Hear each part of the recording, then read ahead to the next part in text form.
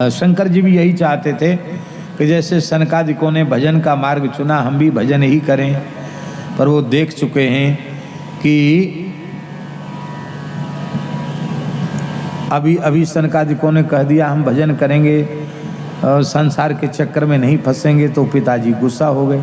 और हम भी यही करें कहें तो उनको बड़ी निराशा हाथ लगेगी कि अरे ये तो सब एक जैसे ही पैदा हो रहे हैं, सब कहते हैं हम बात नहीं मानेंगे, तो कैसे सृष्टि का काम चलेगा। तो शंकर जी ने ये तो कह दिया कि जो आज्ञा, पर ऐसी सृष्टि की शंकर जी ने रुद्र गणों की सृष्टि की। रुद्राणाम रुद्र सृष्टानाम समन्ताद ग्रसताम जगत निशाम्या संख्यशो यूथान। हजारों करोड़ों रुद्र गणों की सृष्टि भगवान शिव ने की। भूत प्रेत पिशाच कूष्मांड वैनायक आदि की भयंकर उग्र सृष्टि शंकर जी ने की। ये उग्र सृष्टि, ये अधम योनि में पड़े हुए भूत प्रेत पिशाच नहीं है शंकर जी के गण, ये सब मुक्तात्मा हैं। ये शिवजी की सृष्टि है, और जैसे शिवजी अविनाशी हैं ऐसे ही उनकी सृष्टि भी अविनाशी है। ब्रह्मा जी उस सृष्टि को देख के घबरा गए, उनको पसीना आ गया। बोले बस बस रहने दो। अलम प्रजाभि सृष्टा भी, ऐसी सृष्टि मत बनाओ, हम बनाते चले जाएंगे और तुम्हारी बनाई सृष्टि रुद्रगण सबको सफाचट करते चले जाएंगे। इसलिए अब समझ में आ गया, आप सृष्टि विस्तार के देवता नहीं हैं, आप तो संहार के देवता हैं। इसलिए जब संहार का अवसर आवे तब अपने गणों का उपयोग आप करना, तब तक इनको अपने कब्जे में रखो। ये आपकी फौज है और आप तो कैलाश में रहकर भजन करो। बोलो भक्त वत्सल भगवान की।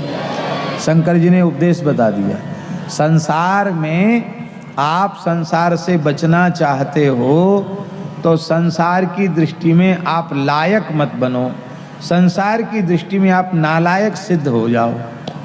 जब तक संसार के लायक बनो रहोगे तब तक संसार आपको छोड़ने वाला नहीं।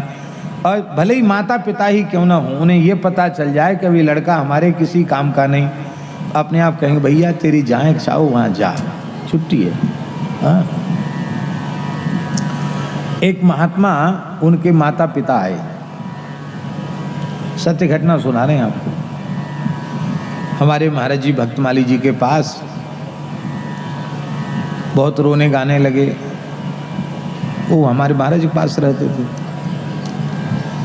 बोले महाराज इनको भजन ही करना है, कोई बात नहीं, घर में कोई कमी नहीं है, आप आज्ञा दे दीजिए, लड़का है हमारा, घर में ही रह के भजन करें, हमारी आंखों के सामने रहे। महाराज जी बोले ठीक है।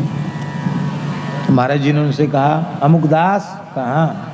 बोले तो पिताजी के साथ घर चले जाओ। महाराज जी आप क्या बोल रहे हैं? साधु बने घर में रहने के लिए? नहीं, पिताजी की आज्ञा, मेरी आज्ञा, जाओ चले जाओ।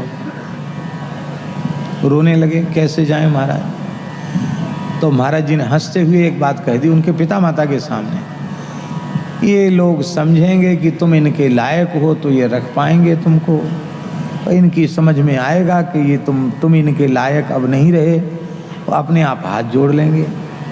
अभी तो ये कह रहे हैं तो चले जाओ, तो चले गए।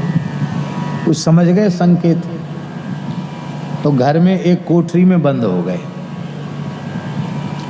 सवेरे भोर में जमुना जी में गोता लगाया हमें,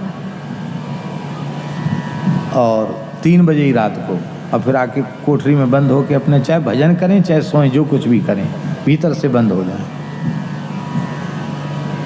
घर में तो लोग अपने अपने काम में लग जाएं। मैया भोजन बना के किवाड़ा खटखटावे जब बहुत जोर से, भैया सब खा पी के चले गए, मैं भूखी हूँ तुम्हारे कारण से, ले खा लो। तो धीरे से फाटक खोलें, थाली भीतर कर लें, फिर फाटक बंद कर दें, खा पी के जूठी थाली बाहर कर दें, फिर अपना भीतर।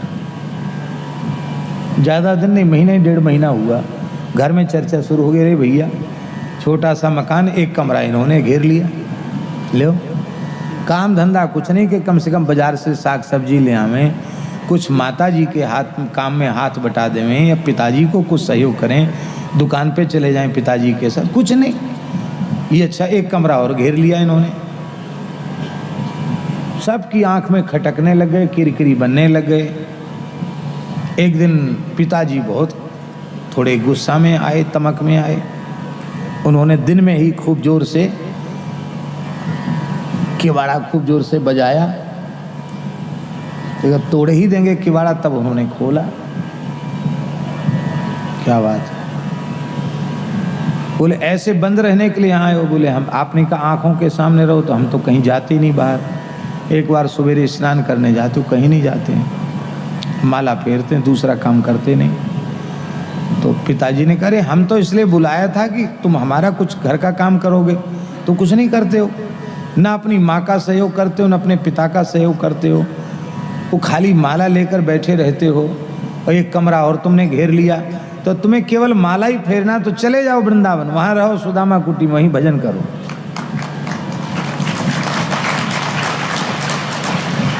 बोले पिताजी आज्ञा है? बोले हाँ, और आज्ञा, अब हम मनाने वाले नहीं है तुमको, जाओ, अब हमारे किसी काम लायक नहीं हो। उठाए अपना कमंडल से तारा, महीना 1.5 महीने में आ गए। महाराज के कहो कैसे आ गए? बोले अब वो कभी नहीं बुलाएंगे। बोलो वृंदावन बिहारी। संसार के उपयोग के लायक बने रहोगे तो हॉस्पिटल में बेहोशी में होगे तो इंजेक्शन लगा के होश में लाएंगे। पुलिस को बुला के, जज को, वकील को बुला के भी कुछ कागज पर हस्ताक्षर कराने होंगे, बयान कराने होंगे, तो वो भी कराएंगे। और तुम किसी काम के संसार के लायक नहीं हो तो संसार तुम्हारी उपेक्षा कर देगा। संसार के योग्य हम अपने को सिद्ध करते हैं, इसलिए संसार में फंसते हैं।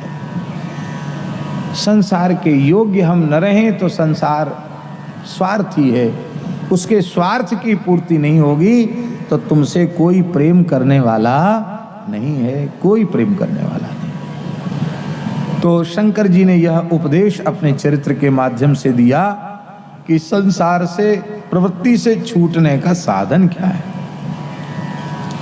माई मेरे श्याम